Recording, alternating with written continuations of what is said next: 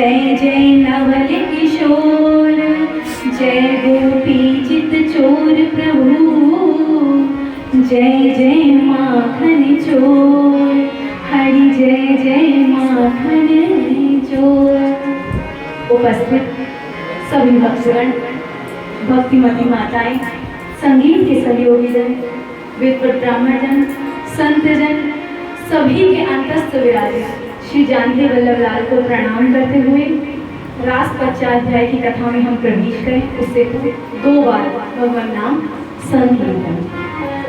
हो मेरो प्यारो नंद लाल किशोरी राधे, मेरो प्यारो नंद लाल किशोरी राधे, मेरो प्यारो नंद लाल किशोरी राधे, मेरो प्यारो नंद लाल किशोरी राधे, किशोरी राधे, किशोरी राधे, किशोरी राधे,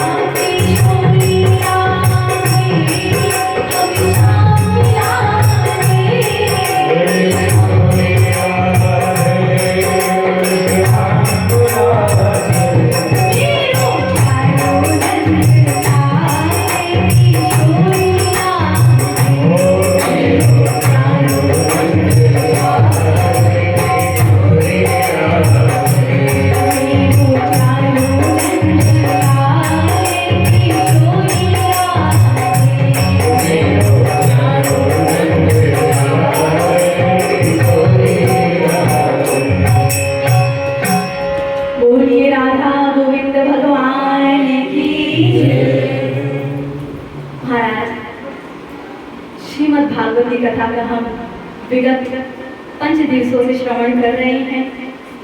और किसी ने पूछा कि भगवान अपनी लीला संवरण करके अथवा लीला विश्राम करके, क्योंकि समापन नहीं कहेंगे, गोविंद की लीला कभी समाप्त नहीं होती, वो तो अनवरत चल रही है, आज भी लीला कर रहे हैं। तो भगवान अपनी लीला का विश्राम करके कहाँ चले जाते हैं? किसी ने कहा गोकुल चले जाते हैं, किसी ने कहा साकेत चले जाते हैं, किसी ने कहा नहीं कैलाश चले जाते हैं, तो किसी ने कहा भक्तों के हृदय में चले जाते हैं। तो कहा सबका अपना अपना मत है, लेकिन हमारा मानना तो ये है कि गोविंद अपनी लीला स्मरण करके कथा में प्रवेश कर जाते हैं। ये भागवत क्या है? भागवत के मार्ग में लिखा हुआ है तेनेयम वाङ्मयी मूर्ति, ये गोविंद का शब्द स्वरूप है। इसके अक्षर अक्षर में गोविंद की श्यामलता समाई हुई है। अगर ये संपूर्ण वामांग है गोविंद का, तो पूरे शरीर में तो हृदय भी होता है। हृदय क्या है? तो महाराज श्रीमद् भागवत में हृदय है 10 स्कंध। बहुत से अध्याय हैं भागवत में, बहुत से स्कंद हैं, 12 स्कंद हैं, 335 अध्याय हैं, 18,000 श्लोक हैं, जिसमें जो 10 स्कंद है वो सबसे बड़ा है, 90 अध्यायों का, और उसे कहा गया है भागवत का हृदय। और हृदय चलता कैसे है? तो कब प्राणों से चलता है महाराज। तो कब प्राण क्या है इसमें? तो रास पंचाध्याय ही प्राण है। तो प्राण तो 5 होते हैं, तो रास पंचाध्याय का वर्णन भी 5 अध्यायों में किया गया है। 5 प्राण कौन कौन से होते हैं? प्राण, अपान, उदान, व्यान और समान। हम तो खरनाटे में जाके सो जाते हैं, पर प्राण अपने आप चलते रहते हैं। तो महाराज ऐसे पंच प्राण रास पंचाध्याय में हम प्रवेश करें। तो रास पंचाध्याय का श्री सुखदेव जी ने जैसे ही शुभारंभ किया तो कहते हैं भगवान पिता रात्रि शरदोत्फुल्ल मल्लिका वीक्षरन् मनश्चक्रे योग मायामुपाश्रितः, योग मायामुपाश्रितः। भगवान शब्द से महाराज प्रारंभ किया। श्री कृष्ण भी लिख सकते थे, रास किसके मध्य हुआ है?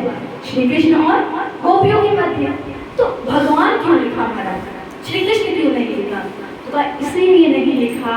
पहले ये जाने भगवान हम कहते किसे हैं, भगवान कहते किसे हैं। तो हम क्या कह देते हैं, श्री कृष्ण को भगवान कहते हैं, राम को भगवान, पर कहते क्यों हैं? तो कहा ये बताइए धनवान किसे कहते हैं, बताइए। देखिए हमारी महाराज जी से अलग शैली है, हमारी प्रश्नोत्तरी शैली होती है, हम केवल बोलते नहीं है, टू वे प्रोसेस होता है यहाँ। तो बताइए धनवान किसे कहते हैं, जिसके पास धन होता है, बिल्कुल।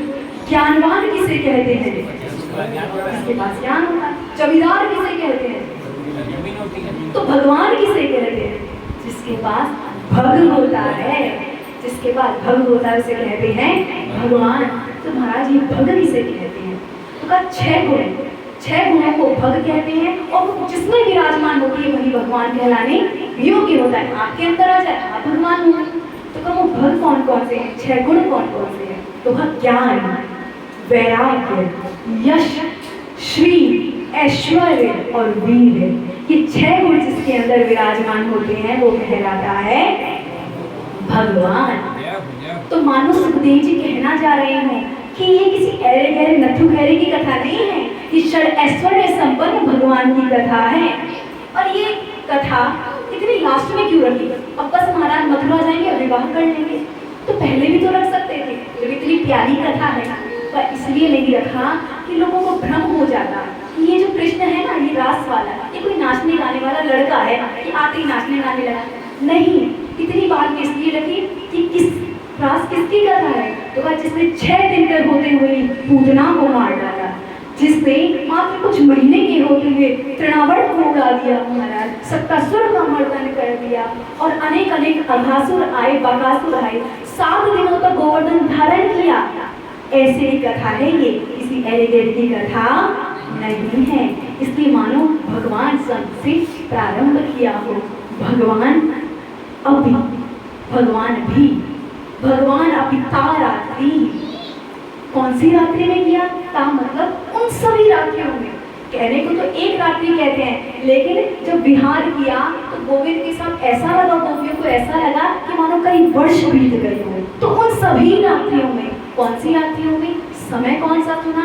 तो कहते हैं शरदोत्फुल्ल मल्लिका, शरद ऋतु का हमारा जो पूर्णिमा है उस रात्रि का चयन किया गया। देखिए गर्मी में बहुत गर्मी होती है, पसीना टपकता है, मजा नहीं आता। सर्दी में बहुत ठिठुरन होती है, रजाई में छुपने का मन करता है। तो ना अधिक गर्मी ना अधिक सर्दी, और शरद ऋतु आने वाली है, और उसमें होता क्या है? इत्थम शरद स्वच्छ जलम पद्माकर सुगंधिना। तमाम जितने भी पुष्प हैं, कौन से पुष्प? मल्लादि महाराज, शरदोत्फुल्ल मल्लिका, मल्लिका आदि पुष्पों से सुसज्जित रात है। और कहा कि आज भगवान ने वीक्ष रंतुम देखा, रंतुम मतलब क्रिया, खेलना। आज भगवान ने खेलने की इच्छा प्रकट है, और कहा जब इच्छा प्रकट होती है, कुछ समय पहले ही बताया था, वो प्रकट कहाँ होती है? मन में। मन में ही संकल्प विकल्प उठते हैं, ऐसा कर लो, नहीं ऐसा तो नहीं होगा, वैसा कर लो। तो ये संकल्प विकल्प मन में होते हैं, पर भगवान के अंदर मन नहीं है। श्रुतियों ने, वेदों ने भगवान को अमना कहा है, लेकिन आज गोपियों के साथ, ब्रजवामाओं के साथ विहार करने के लिए भगवान ने तुम मनश्चक्रे, मन को धारण किया। तो कहा धारण तो किया, उसके बाद क्या किया? तो कहा योग माया उपाश्रितः, योग माया का आश्रय लिया। देखिए हम जब ताला लगाते हैं तो ताला बंद करने की चाबी अलग होती है, खोलने की अलग नहीं महाराज, एक ही चाबी होती है, उसी से ताला लगता है, उसी से खुलता है। तो उसी प्रकार भगवान की 2 प्रकार की मायाएं हैं। एक माया भगवान से हमारा विछोह करवाती है, और एक माया भगवान से हमारा मिलन करवाती है। तो कहा जो मिलन कराती है उसका नाम क्या है? तो कहा योग माया। योग का अर्थ क्या होता है? जोड़ना। जो भगवान से हमें जोड़ देती है ऐसी माया, अथवा जो भगवान से सदा जुड़ी रहती है। कौन जुड़ी रहती है? भगवान से जोड़ते कब है? तो हम कहते हैं भगवान की कृपा होगी तभी भगवान का दर्शन होगा। तो योग माया से अर्थ है कृपा का, और कृपेश्वरी नाम है श्री राधा रानी का।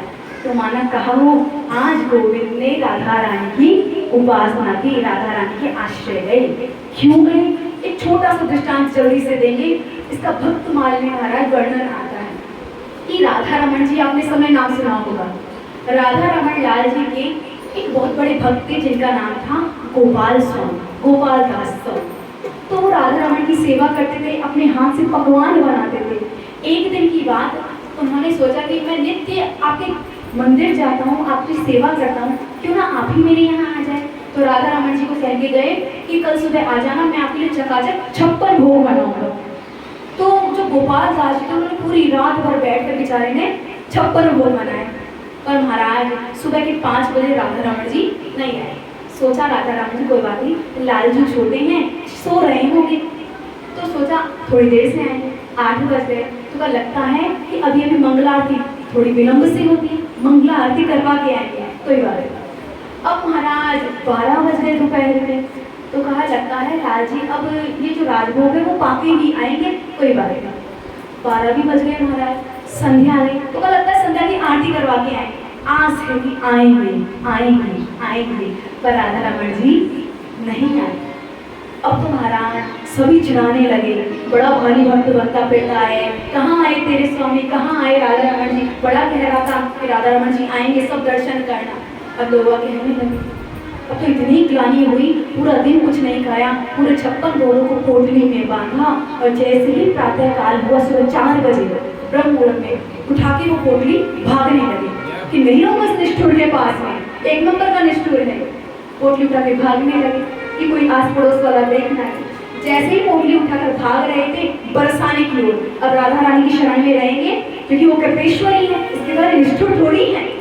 चल दिए, मार्ग में देखा कि असंख्य गैया लेकर एक ग्वाला आ रहा है, पूरा मटमैला है, पूरा सना हुआ है गोबर में। अब तो उसने कहा ग्वाले में साइड में हट जाओ, नहीं कुचल देंगी आपको। अब तो गोपाल दास जी साइड में हो गए।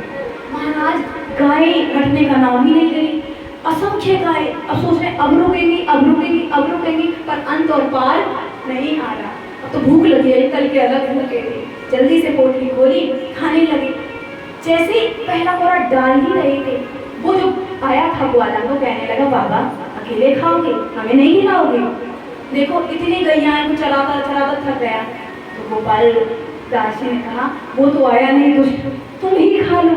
तो खाने लगा, तो अब उस ग्वाले ने कहा मैं खा तो लूँ, पर हाथ तो देखो मेरे जैसे गोबर में सने हुए, यदि तुम ही खिला देते, माना नीच जाति का हूँ, ग्वाला हूँ, पर अगर खिला देते, तो ऐसी बात नहीं है, सब भगवान के बनाए हुए हैं, कोई नीच कुछ नहीं होता, तुम तो पी पाओ।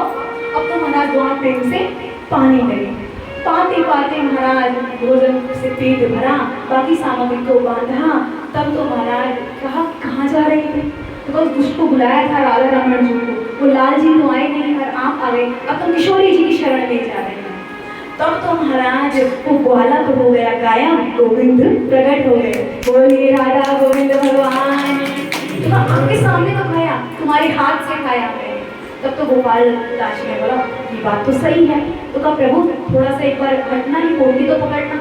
भगवान थोड़े उठे, पोटली पकड़े और इतनी तीव्र गति से भागे गोपाल दास, इतनी तीव्र गति से भागे बरसाने की ओर। तो कहा कि बरसाने का मैंने जाने का नाम लिया, तब आप मेरे हाथ से पाने को तैयार हो गए।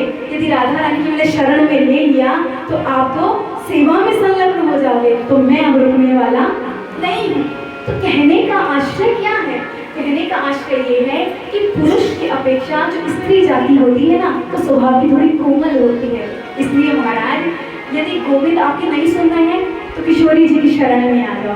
किशोरी जी आपके गुणों को सुना सुना के गोविंद के चरणों में आपको डाल देंगे।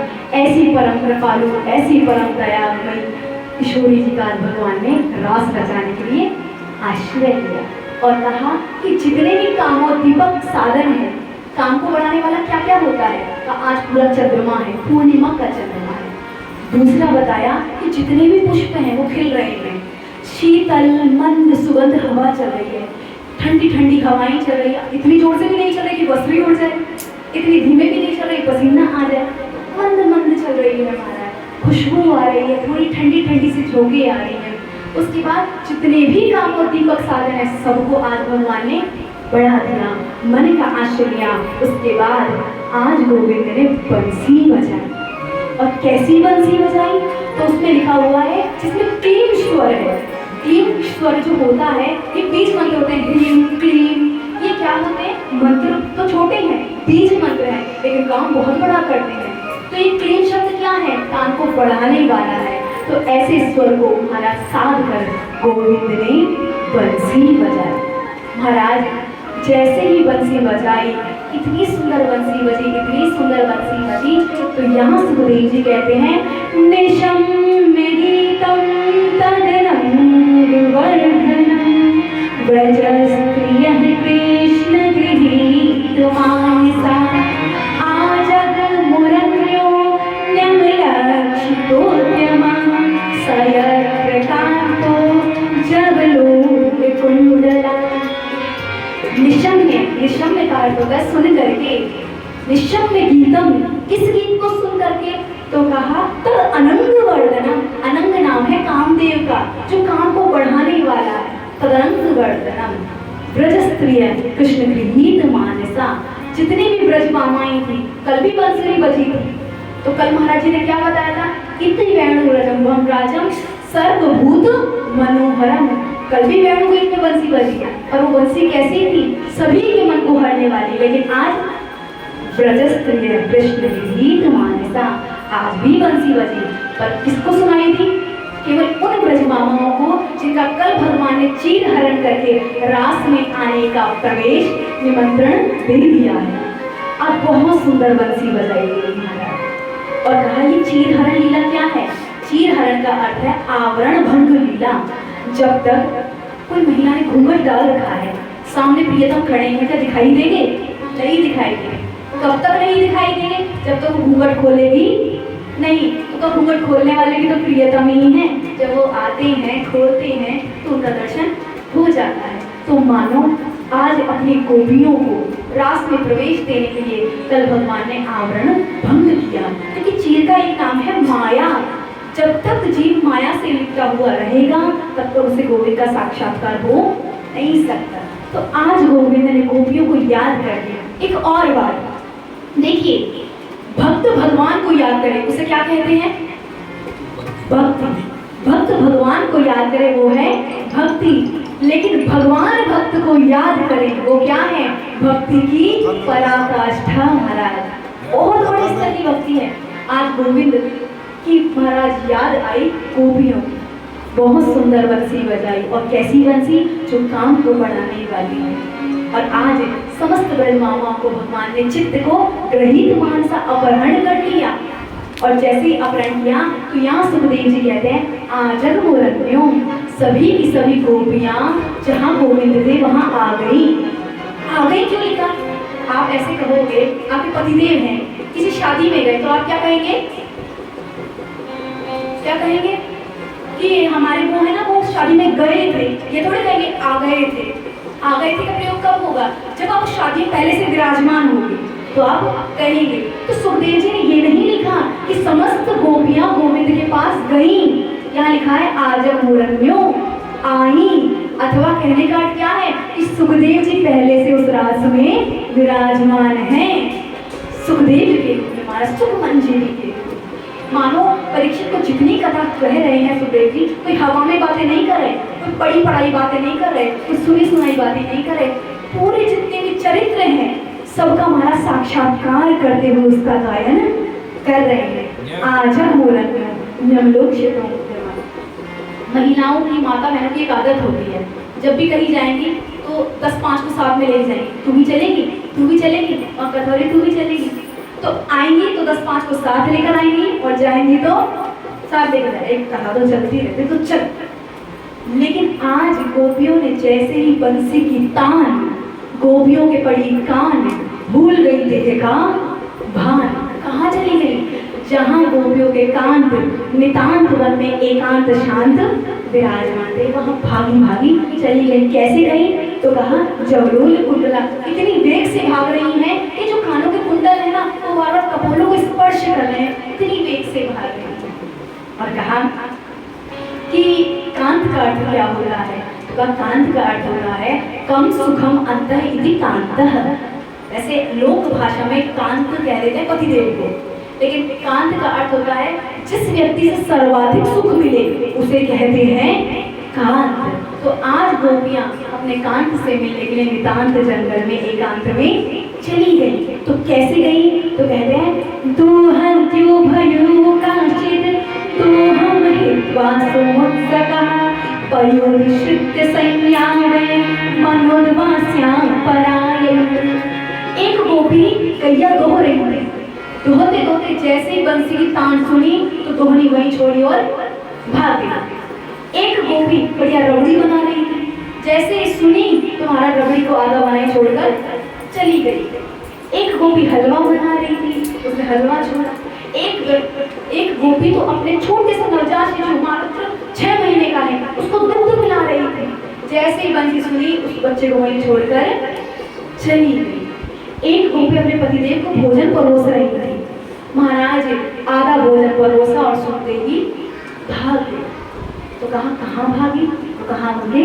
जहाँ कान प्रकार। एक गोपी तो महाराज डेंटिंग पेंटिंग कर रही थी। तो डेंटिंग पेंटिंग दीपावली का समय थोड़ी ही है।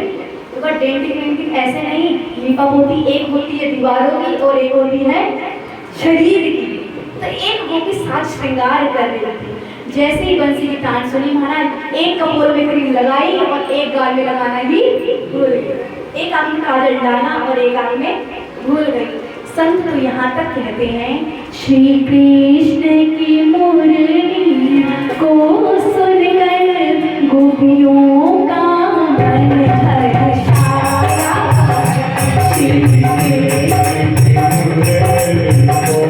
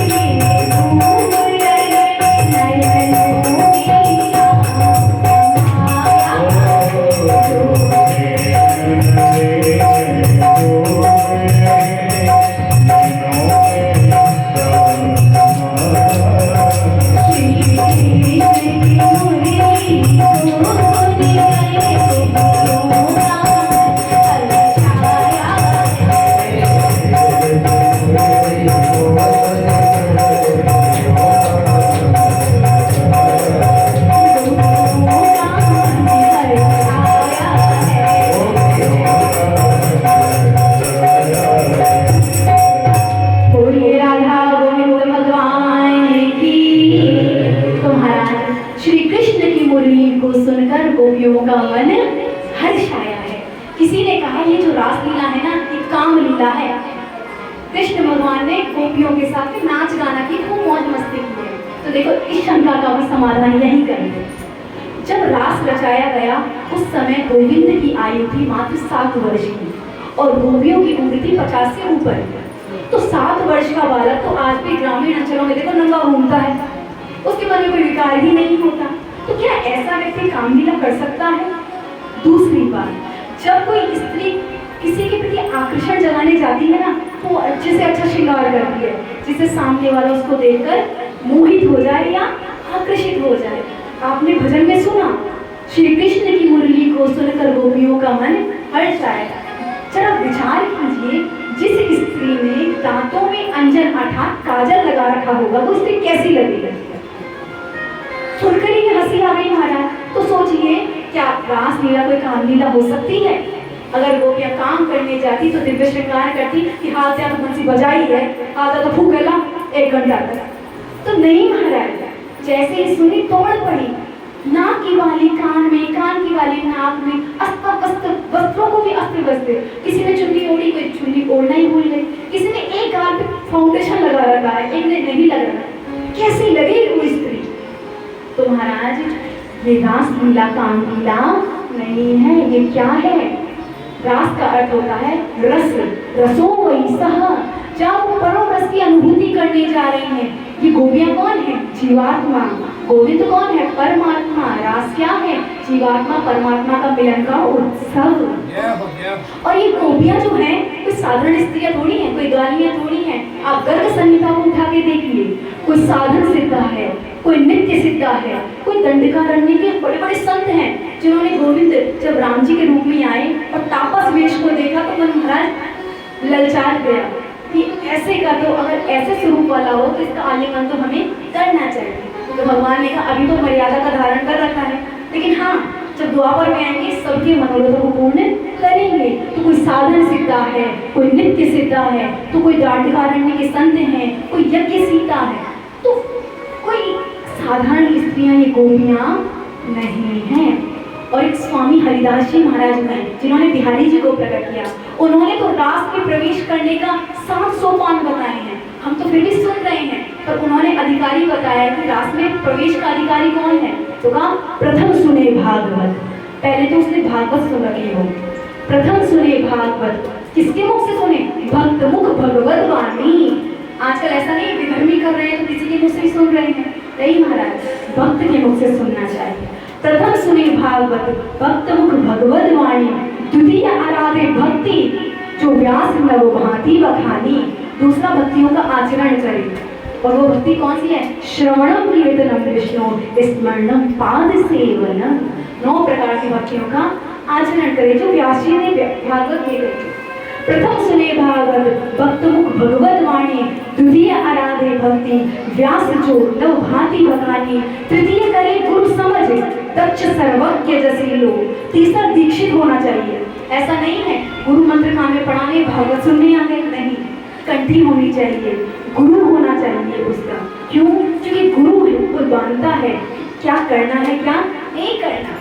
हम तो कभी कभी महाराज फंस जाते हैं। गुरु कौन है? गुरु कर्णधारम, तो हमें पाठ लगाने वाला है। तो क्या करें? तृतीय करे गुरु समझ, दक्ष सर्वज्ञ रसीलो। चौथे होए विरक्त, बसे वन माए जसीलो। चौथा सबसे विरक्त हो जाए और वन में जाके बसे। 5 है भूले देह सुध। 5वां देह का भी ध्यान नहीं रहे कि खाया है पिया है, 5 घंटे हो गए, कब तक कथा होगी, प्यास से हमारे मर रहे हैं, भागवत कथा में तो बैठा दिया, पानी का कोई प्रबंध ही नहीं किया। तो नहीं, 5 है भूले देह सुध, देह की भी सुधी बुद्धि ना हो तो क्या होगा? छठे भावना रास की। अगर इन सोपानों को पार कर जाओगे तो रास में आपका प्रवेश होगा। प्रवेश होने से क्या होगा? साते पावे प्रीति रस, श्री स्वामी हरिदास की।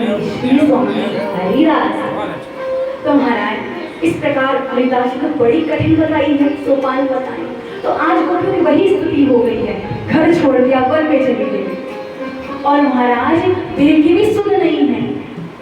छोटा सा नवजात शिशु जिसमें तो महाराज माताओं की आत्मा विराजमान रहती है, लेकिन आज अपने बच्चे को छोड़ा, पति को छोड़ा, सबको छोड़ दिया। किसके लिए? गोविंद के लिए हमसे तो एक दिन की दुकान नहीं छोड़ी जा रही। क्या होगी गोपियों की स्थिति जिन्होंने अपने पति, पुत्र, भाई, बंधु सबको छोड़ दिया, किसके लिए? गोविंद के लिए। जब गोविंद आप किसी के लिए कुछ करते हो ना, तो वो भी आपके लिए बहुत कुछ करता है। ऐसा नहीं है कि आप तो कर करके मर रहे हो और वो कुछ नहीं करेगा, वो दुगना करेगा अगर आप उसके लिए करोगे। यदि आप अपने घर वालों का पालन पोषण करते हो, बदले में वो आपको सम्मान भी तो देते हैं। पिताजी भोजन किया या नहीं पूछते हैं, नहीं करते एक और लेना पड़ेगा, पूरे दिन काम ही करते रहते हो। तो आप उनके लिए करते हो तो वो भी आपके लिए करते हैं। तो आज गोपियों ने सर्वस्व त्याग दिया गोविंद के लिए, दौड़ी दौड़ी चल गई कहाँ? जहाँ गोविंद विराजमान है। अब तो महाराज परीक्षित ने एक प्रश्न पूछ लिया जिससे सुखदेव जी थोड़े से खिन्न हो गए। परीक्षित ने पूछा कि ये जो गोपियां थी, ये तो नंद का लाला समझते थे केवल कृष्ण को, भगवान तो समझते नहीं थे, पर आज गोपियों की इतनी उच्च स्थिति कैसे हो गई? इसलिए हो गई कि महाराज जब गोपियां जा रही थी ना, तो कुछ तो चली गई, कुछ गोपियों के पतियों ने रोका और उन्हें कमरे में बंद कर दिया। जैसे ही कमरे में बंद किया तो महाराज उस गोपी को इतनी गोविंद की याद आई, इतनी गोविंद की याद आई कि ध्यान लगा लिया। तो जो पैदल जा रही हैं वो बाद में पहुंची, पर जिसने ध्यान लगाया है वो योग मार्ग से पहले ही पहुंच गए। क्यों पहुंच गए? क्योंकि जब गंगोत्री से गंगा निकलती है ना, तो उद्देश्य एक होता है, क्या? सागर में मिलना, किसी से टकराना नहीं, किसी को डुबाना नहीं। लेकिन हाँ, बीच में यदि चट्टान आएगी तो उसको फाड़ के चली जाएगी, पर जाएगी अपने प्रियतम के पास। आज गोपियों की वही स्थिति है, निकल पड़ी, दौड़ पड़ी, जिसने रोकने की चेष्टा भी की, ध्यान लगाया, योग मार्ग से चली गई, पर रुकी नहीं, कोई बहाना नहीं लगाया। तो मानो परीक्षित ने पूछा इतनी उच्च स्थिति कैसे हो गई इन गंवार वाले में की? न जप किया, न तप किया, न यज्ञ, न अनुष्ठान। सुखदेव जी ने डांटते हुए कहा, परीक्षित पिछले 5 दिनों से कथा सुन रहे हो, अभी तक समझ नहीं पाए गोविंद कौन है? क्या वो साधारण लड़का है? और गोविंद को छोड़ो तो गोपियों को नहीं समझ पाए कि गोपियां हैं कौन? साधारण स्त्री समझ रही हो। और चलो तुम साधारण भी समझो तो एक बात बताओ, महाराज जी ने बताया था कि आग को आप जान के छुओ या अनजाने में छुओ, जलाएगी तो सही। जहर जान के पियो या अनजाने में पियो, मार के तो जहर रहेगा। अमृत जान के पियो, अनजाने में पियो, अमर तो करके रहेगा। उसी प्रकार गोपियां ये जान के भगवान को ध्याएं कि ये तो वही सत्यम परम धीमहि है, अथवा ये नंद का लाला है, तो क्या इससे भगवान की भगवत्ता कम हो जाएगी? कदापि नहीं होगी। और डांटा पका, अब ऐसे प्रश्न दोबारा मत करना। और जैसे दोबारा ऐसा ही प्रश्न लिया तो महाराज सुखदेव जी ने रास्ते वहीं पर रोक दिया। आगे आएगा पुनः प्रश्न किया से मूर्ता वाला, तो वहीं रोक दिया कि तुम सुनने के अधिकारी नहीं हो, अब रहने दो। तो परीक्षित ने कहा, बड़ा क्षमा करना, हमें प्रश्न आया तो हमने पूछ लिया। तो कहा आगे ऐसे संशय मत करना, गोपी कोई साधारण नहीं थी। गोपियां कौन है? गोपी प्रेम की ध्वजा महाराज। गोपी का अंत क्या होता है? गो नाम होता है हमारी इंद्रियों का। 5 इंद्रियां हैं, आंख, कान, नाक, मुंह और त्वचा, ये 5 ज्ञान इंद्रियां हैं। हम नित्य नए भोग इन्हीं के माध्यम से करते हैं। तो गो नाम है इंद्रियों का, और पी का अर्थ होता है पीना। तो गोपी का क्या हुआ? गो भी इंद्रिय भी कृष्णम रसम पिबती थी गोपी, जो कि प्रत्येक इंद्रिय से बस गोपी कृष्ण को ही पी रही है। नेत्र देखेंगे तो गोविंद का रूप देखेंगे, त्वचा यदि स्पर्श करेगी तो गोविंद के चरणों को करेगी, मुख यदि कुछ बोलेगा तो गोविंद के गुणानुवाद ही बोलेगा, कान यदि सुनेंगे तो हरि कथा का ही श्रवण करेंगे, यदि नाक यदि कुछ सूंघेगी तो गोविंद के 6 अंग से निकलने वाली वो तुलसी की जो सुगंधी है बस वही सूंघेगी।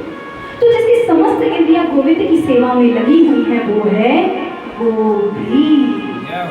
महाराज यहाँ पर एक और शंका का समाधान कर दें कि प्राय गोपी तक भी कोई समझ नहीं पाता। ऐसे एक बार रुक्मिणी मैया ने भी मूर्तावश प्रश्न कर दिया, यद्यपि वो नाटक ही कर रही थी। मित्रवृंदा, रुक्मिणी, जितनी भी लक्ष्मणा पटरानियां हैं, 16,108 रानियां हैं, उन्होंने प्रश्न किया कि जब देखो तब मेरी गोपियां ऐसी, मेरी गोपियां ऐसी, मेरी गोपियां ऐसी, मेरी गोपियां ऐसी, हम क्या कम है क्या? हम भी तो अपने भाई को, पति को, अपने पिता को मरवा के आई हैं, छोड़ के आई हैं। रुक्मिणी छोड़ के ही तो आएगी सबको, मित्रवृंदा छोड़ के ही तो आएगी। तो हमारा क्या त्याग कम है जो गोपियों को गुणानुवाद करते रहते हो? क्या अंतर है गोपियों और उनमें? भगवान ने कहा कि तुम उनकी तुलना नहीं कर सकी तो किसी दिन आजमा के देख लेना, हम खड़ी उतर के दिखाएंगे। भगवान ने कहा ठीक है। भगवान ने कहा कभी आजमा लेंगे।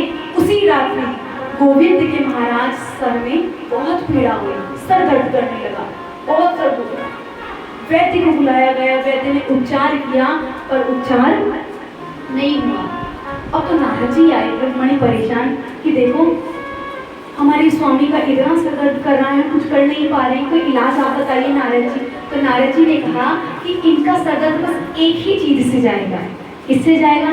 यदि कोई भक्त अपने चरणों की रज दे दे इनको तो इनका सर का दर्द छूमंतर हो जाएगा। तो आप सभी तो भक्त हैं, बड़ी भक्त बनती रहती हैं, तो रुक्मणी जी अपने चरणों की रज दे दो। तो पागल हो, पतिदेव को चरणों की रज नरक में जाएंगे क्या? हम नहीं देंगे। मित्रविंदा से कहा मित्रविंदा तुम दे दो, मना कर दिया महाराज। लक्ष्मणा से कहा, सत्या से कहा, सत्यभामा से कहा, सभी ने हाथ जोड़ लिया, हमको नरक में जाना है, स्वामी को चरण रज देगा, हम नहीं देंगे, हम नहीं देंगे। अब तो महाराज नारद जी चले गए वृंदावन में। जैसे ही वृंदावन में नारद जी को देखा, गोपियों ने कहा कि कैसे आना हुआ देवर जी? तो कहा कि गोविंद के सर में बहुत दर्द हो रहा है, यदि चरण रज मिल जाती भक्तों को। गोपियों ने तो जल्दी लेकर जाओ। तो बोले कि इसको पता है अगर चरण रज दोगी उनका तो सर दर्द ठीक हो जाएगा और सब नरक में जाओगी, कल 100 बार चली जाएंगे, 1000 बार चली जाएंगी, पर हमारे स्वामी का सर दर्द तो बंद हो जाएगा, आपको बार बार ले जाओ। तब भगवान श्री कृष्ण ने बताया कि रुक्मणी ये अंतर है तुम में और गोपियों में, उनको किसी की परवाह नहीं है सिवाय अपने गोविंद के। तो यहाँ आज गोपियां आई और जैसे ही गोविंद ने देखा वृक्ष पर बैठे हुए कदम के बंसी बजा रहे थे, गोपियों को देखा तो स्वागत किया। स्वागतम वो महाभागा प्रियम किम करवाणि वा व्रजस्तानामयं कश्चित् ब्रूता आत्मनिकाय। जैसे ही महाराज गोपियां आई तो भगवान श्री कृष्ण ने कहा स्वागत है गोपियों, स्वागत है। गोपियां तो बड़ी प्रसन्न हुई कि देखो देखो पहले बंसी बजा के बुलाया, अब स्वागत कर रही हैं। जैसे ही महाराज स्वागत करने का अगला प्रश्न पूछा तो सभी गोपियों का मुंह मुरझा गया। कैसे मुरझा गया? तो बहुत सुंदर यहाँ उदाहरण देते हैं कि जैसे कोई खिलती हुई लता कांटों के बीच में फंस जाए, जैसे छिन्न भिन्न हो जाती है, ऐसे जैसे ही गोविंद ने अगला प्रश्न पूछा तो समस्त गोपियों को मुरझा गया। क्या पूछ लिया ऐसा? तो कहा भ्रूतागमन करेगा। अरे गोपियों कैसे आना हुआ? आप कल्पना करो हम आपको हाथ जोड़कर बुलाएं कि आपको कल कथा में पधारना है, प्रसादी भी पानी है। अब आप आए, जैसे प्रसादी पाने पहुंचे तो गेट पे खड़े हो जाएं। कैसे आना हुआ? तो बताओ आपकी क्या स्थिति होगी? कैसे दूसरे कल बुलाया था हमको, बार बार नहीं मिला, क्या तब आए हैं? ऐसे ही थोड़ी आए, यही कहोगे ना? तो अब गोपियों की भी यही स्थिति हो रही है। पहले तो बंसी बजाकर बुलाया और अब क्या कह रहे हैं? भ्रूतागमन करेगा। आने का कारण तो बताओ। गोपियां कुछ कह पाती हैं। भगवान ऐसा क्यों कर रहे हैं? ऐसा इसलिए कर रहे हैं कि गोपियां भगवान से प्रेम तो बहुत करती हैं पर कभी बोलती नहीं है। हमेशा भगवान ही करते हैं प्रयास, पर गोपियां कभी भी नहीं बोलती। तो आज भगवान गोपियों के मुंह से बुलवाना चाहते हैं, इसलिए भगवान ऐसा प्रश्न कर रहे हैं। तो क्या समझ गया क्यों आई हो? लगता है ब्रज में कोई संकट आ गया होगा इसलिए आई हो। तो गोपियां सर हिला गए, कोई संकट नहीं आया। अच्छा समझ गया, जंगल देखने आई हो, जंगल के पुष्प देखने आई हो। तो गोपियों ने फिर से कह दिया क्या पहले नहीं देखा जंगल जो आज देखने आएंगे? तो अच्छा समझ गया। शरद पूर्णिमा की रात है, चंद्रमा उदित हुआ है, चंद्रमा के दर्शन करने आई हो, है ना? कितना सुंदर लगता है चंद्रमा। तो देख लिए तो चली जाओ, प्रति याद है। देखो गोपियों रात्रि का समय है, जंगल का समय, तमाम हिंसक पशु घूम रहे हैं, किसी ने देख लिया तो नाश्ता कर जाएंगे, पता भी नहीं चलेगा। तो चंद्रमा देख लिया हो तो चली जाओ। गोपियों ने फिर से कहा क्या हमारे घर से चंद्रमा नहीं दिखता जो जितने वो चंद्रमा देखने आएंगे? तो कहा अच्छा मेरे प्रेम में खींची चली आई हो। तो देखो गोपियों, अब गोपियां कुछ कहती उससे पहले भगवान ने उत्तर दे दिया। देखो गोपियों प्रेम तभी तक अच्छा लगता है तब तक दूरियां बनी हुई हो, अति परिचयाद अवज्ञा। यदि प्रियतम का ज्यादा सन्निकट हो जाए तो उसमें दोष दिखने लग जाता है। उससे प्रेम करती हो, फिर प्रेम नहीं आई हो।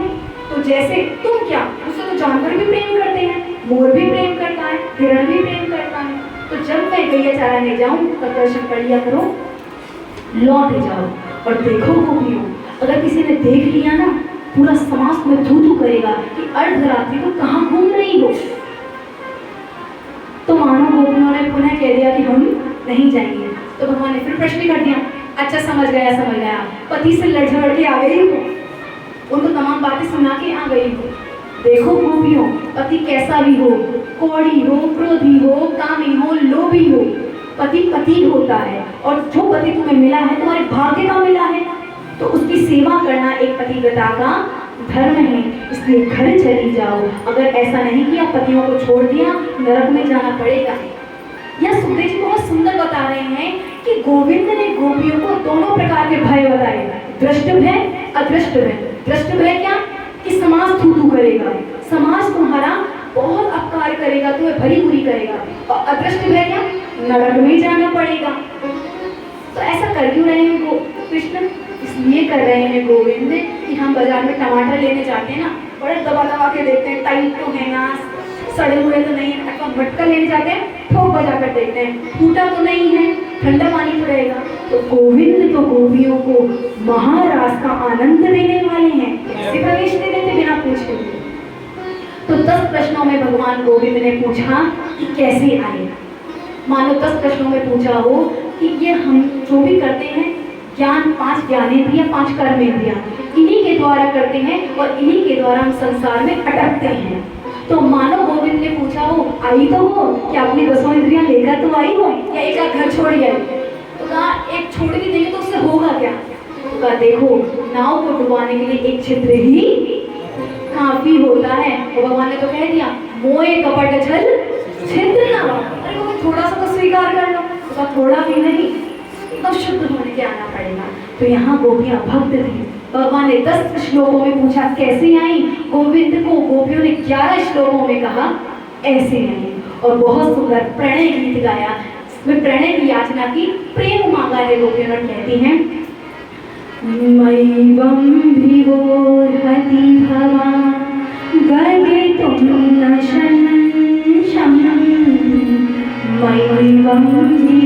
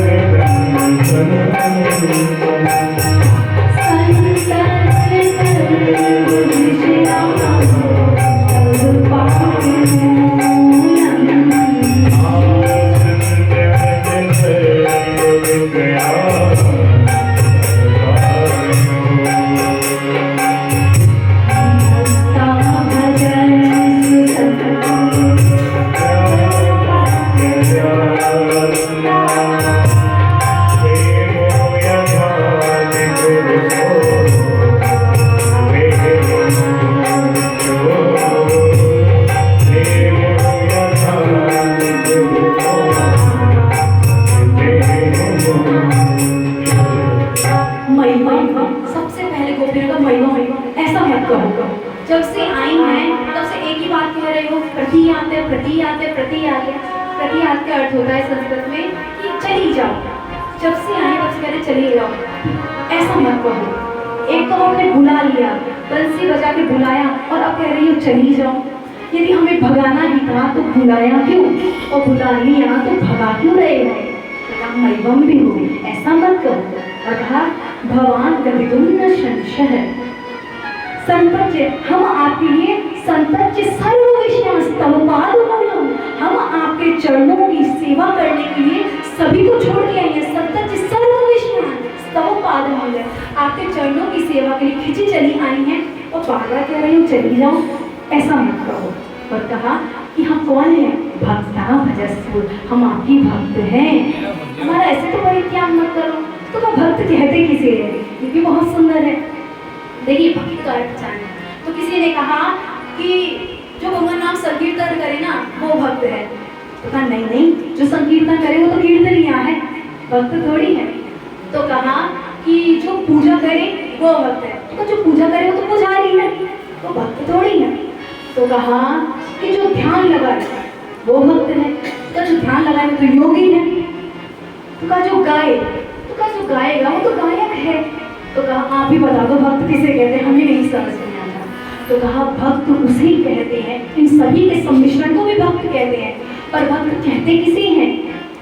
उसे भक्त कहते हैं जिसको भगवान को याद करने के लिए किसी अवलंबन की आवश्यकता नहीं होती कि मंदिर होगा तो ही झुकूंगा, यदि सत्संग का माहौल होगा तो ही कीर्तन करूंगा।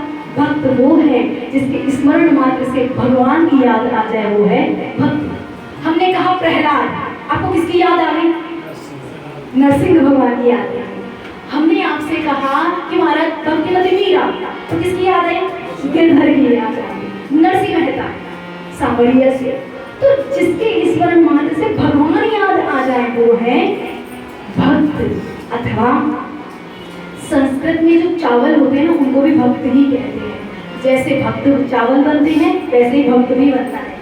तो कहा चावल तो कैसे बनते हैं? पहले खेत से धान लाया जाता है, फिर उस धान को कूटा जाता है, कूटने के बाद छिलका अलग किया जाता है, सफेद सफेद अलग किया जाता है, उसके बाद हांडी में उबाला जाता है, उबालने के बाद उसमें घी मिलाया जाता है, बूरा मिलाया जाता है और बन जाता है भात।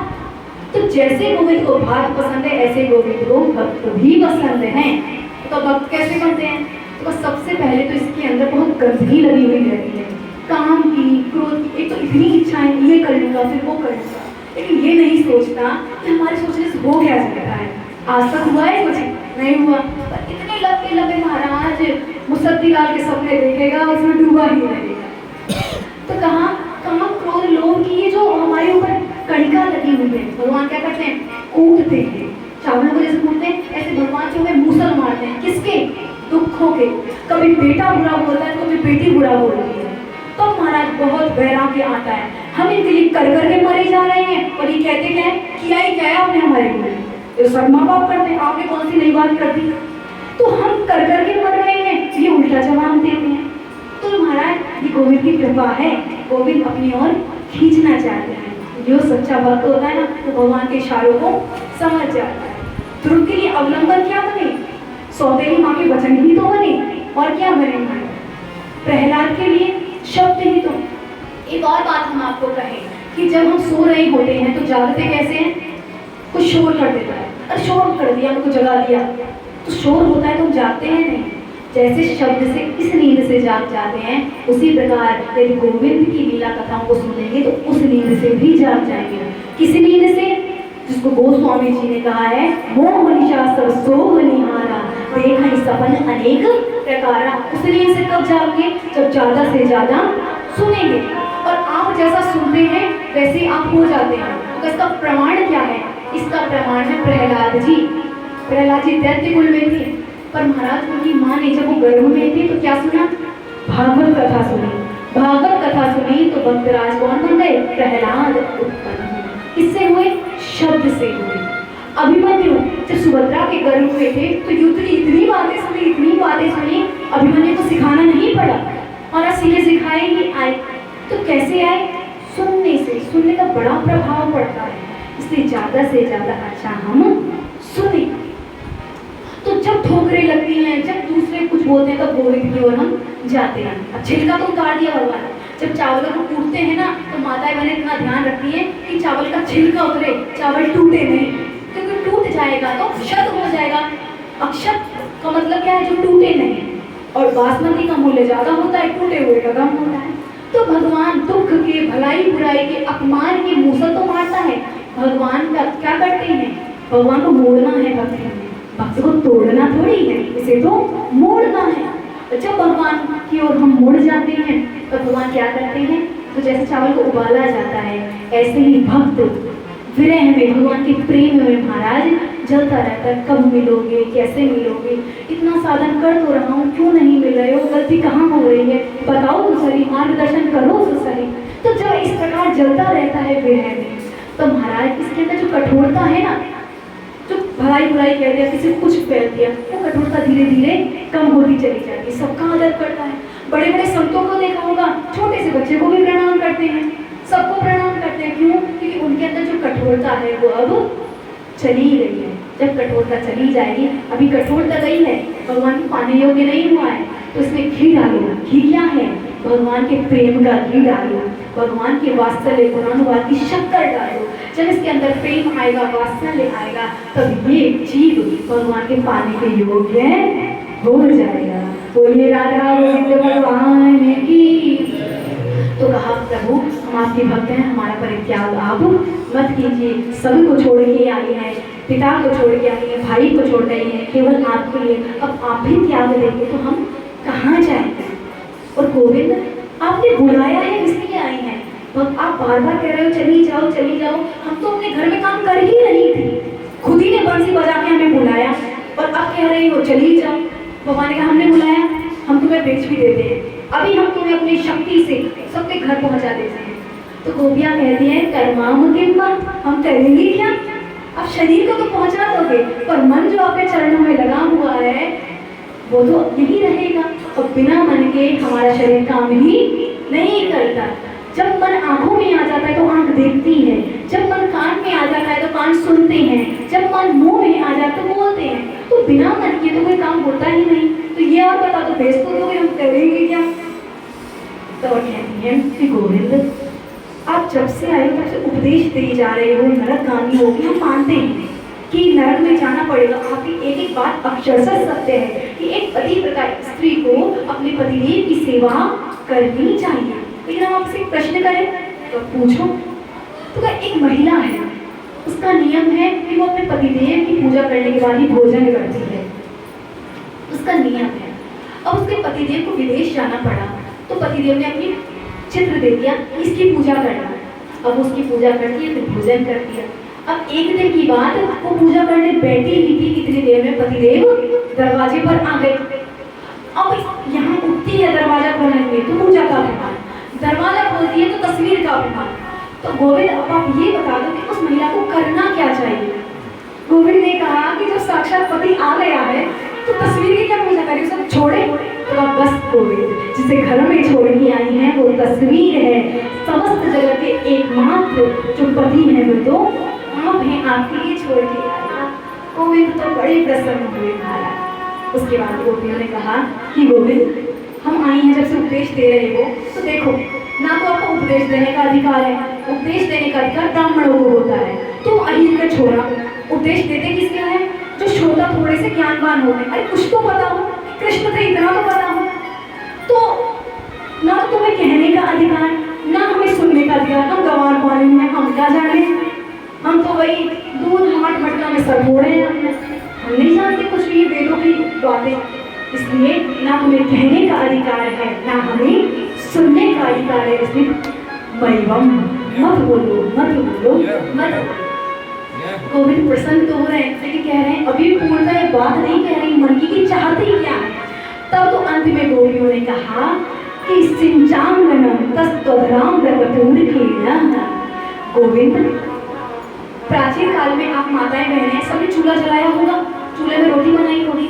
तो माताएं बहनें जब चूल्हे में रोटी बनाती थी तो आग को दबा देती थी कि शाम को जलानी नहीं पड़ेगी, इसी में थोड़ी हवा करेंगे तो दोबारा आग जल जाएगी। ऐसा ही था या नहीं था? हमारा सर तो हिला दो, ऐसा ही था। तो यहाँ पर गोपियों ने कहा कि आपके प्रेम की जो अग्नि थी तो हमारे हृदय में दबी हुई थी, हम उसको दबा के अपने प्रेम को छिपा के घर में काम कर ही रही थी। और आपने क्या किया? जब माताएं बहनें आग जलाती हैं और आग प्रकट नहीं होती तो क्या करती हैं? एक फुकरी रखती है पास में, उसे फूंक मारती है, जिससे क्या होता है? आग प्रज्वलित हो जाती है। तो महाराज हमारे हृदय में भी वो आग दबी हुई थी, आपने फुकरी में महाराज हवा डाली। फुकरी क्या है? बंसरी। बंसरी में जैसे ही हवा डाली तो हमारे हृदय की आग भड़क उठी और अब भड़क गई है महाराज। अब ये शांत नहीं होगी, हमें जला रही है, इसलिए क्या करो? सिंचन करो, इसका सिंचन करो। आग कब शांत होती है महाराज? पानी से होती है। आप अपने अधरों का अमृत प्रदान करके हमारे हृदय की अग्नि को शांत करो। तो ये अधरामृत क्या है? तो कहा धरती इति धरा। ये जो धरती है इसका नाम है धरा। धरती इति धरा, धरा में जो पाया जाए वो है धरामृतम, और जो धरती पे ना पाया जाए वो है अधरामृतम। इसलिए गोविंद अपने अधरों की सुधा का पान करवा के हमारे हृदय की अग्नि का शमन, हमारे हृदय की अग्नि को शांत कीजिए। हम आपके भक्त हैं, जैसे ही गोविंद ने सुना बड़े ही प्रसन्न हुए कि आज इन्होंने अपने मन की बात को कह ही डाला। बहुत प्रसन्न हुए गोविंद, इतने प्रसन्न होकर हंसने लगे और गोविंद ने तमाम जितनी भी असंख्य गोपी थी उनके मन में हमारा ताका सैया करते हुए बाहु प्रसार करे भगवान को अपने हाथों को पसारा। एक गोपी के हाथ में एक गरबैया डाली, दूसरे के हाथ में दूसरी गरबैया डाली, ताता भैया करके नृत्य करने लगे। जैसे ही नृत्य करने लगे रास हुआ, हमारा बड़ा दिव्य रास हुआ। गोपियां बड़ी प्रसन्न हुई। जैसे ही रास रचा रहे थे महाराज, गोपियों के मन में आ गया थोड़ा सा अभिमान और सोचने लगी देखो तो सही, आज हमारी तुलना इस जगत में किसी भी स्त्री से नहीं की जा सकती। ये ब्रह्माणी को देखो, रुद्राणी देखो, किसी के पास गोविंद नहीं है कि त्रिलोकी का मालिक आज हमारी शौर्य में नाच रहा है। कितना सौभाग्य है हमारा, हमारे मान का क्या कहना। और महाराज गर्व कर रहे हैं और गोविंद कहते हैं कि मैं सबके पास आ सकता हूँ पर अभिमानी के पास है मैं नहीं आ सकता। और अभिमान का इंग्लिश में कहते हैं ईगो, महाराज जी ने बताया था। अभिमान को इंग्लिश में क्या कहते हैं? ईगो। और गोविंद कहते हैं आपके हृदय में है ईगो, भगवान कहते हैं आई गो। क्योंकि जब मैं था तब हरि नहीं, अब हरि है नैना, प्रेम गली अति सागरी, या तो आप अपने ईगो को सेटिस्फाइड कर लो या आप गोविंद के शरणों में आकर अपने आप को पूरा मिटा दो। जब मिटा दोगे तो कितने छोटे हो जाए, बस आप पैमाना तो बता दो कि इतने छोटे हो जाओ, 1 सेंटीमीटर 2 सेंटीमीटर, इतने छोटे हो जाए कि गोविंद मिल जाए। तो कहा राई के भी 100 हिस्सा, राई तो हम जानते हैं, राई सरसों, तो कहा राई के भी 100 हिस्सा, तापी पाछी 20 और तासे नन्हे भैरयो तब मिल है जगरी। राई को 100 हमारा 20 भागों में बांट दो तो कहा तब मिल जाएंगे, तो कहा नहीं फिर 20 भाग करो, तो कहा फिर मिल जाएंगे, तो कहा उससे भी छोटे हो जाए। और एक हम हैं कि महाराज यहाँ कथा में बैठे और कोई बात छोड़ो, पास वाले ने थोड़ी सी कोहनी क्या मारती, ऐसे देखते कि उसको जरा भी भस्म कर डालते कि आ गया छाती पे चढ़ जा, छाती पे चढ़ जा, इतनी सी जगह उधर खिसकाए जाए। तो और कहीं कथा की बात, इतनी सी बातों में हमारा ईगो महाराज चरम पे चला जाता है। तो जब तक ईगो रहेगा गोविंद कहेंगे आई गो। आज गोपियों के मन में ईगो आया, गोविंद वहां से अंतर्ध्यान हो गए एक गोपी को लेकर। क्यों? क्योंकि तमाम गोपियों के मन में आया अभिमान और एक गोपी के मन में आया मान। देखिए अभिमान और मान में कितना अंतर है कि अभिमान में दृष्टि खुद के ऊपर होती है, मैं के ऊपर होती है, और मान में दृष्टि दूसरों पे होती है। गोपियों को जब अभिमान आया तो गोपियां कहती है हमारे भाग्य का क्या कहना, कोई हमारी तुलना नहीं कर सकता। और मान के अंदर वो एक जो गोपी है वो सोचने लगी कि जो व्यवहार गोपियों के साथ कर रहे हैं, दूसरों के साथ कर रहे हैं, वही व्यवहार मेरे साथ कर रहे हैं। तो देखो प्रिया और प्रियता में मान तो चलता है, महाराज ने बताया भी था, तुम रूठी रहो मैं मनाता रहूं।